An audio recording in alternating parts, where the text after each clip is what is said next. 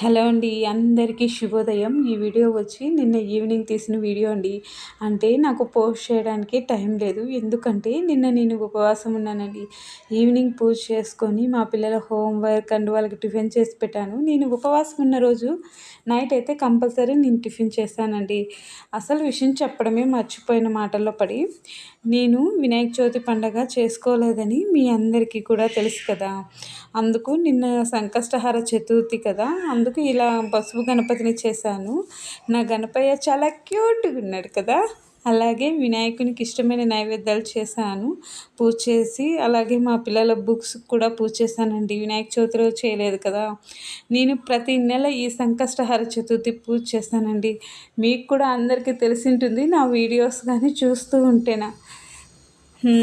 అలాగే వెళ్ళే ముందు నా బుజ్జి గణపయ్య ఎలా ఉన్నాడో కామెంట్ చేయండి. వెళ్తూ వెళ్తూ ఒక చిన్ని లైక్ అండ్ సబ్స్క్రైబ్ చేసుకోండి. ఓకేనా? బాయ్ అండి. ఏమైనా మిస్టేక్స్ ఏమైనా ఉంటే నాకు చెప్పండి. బాయ్.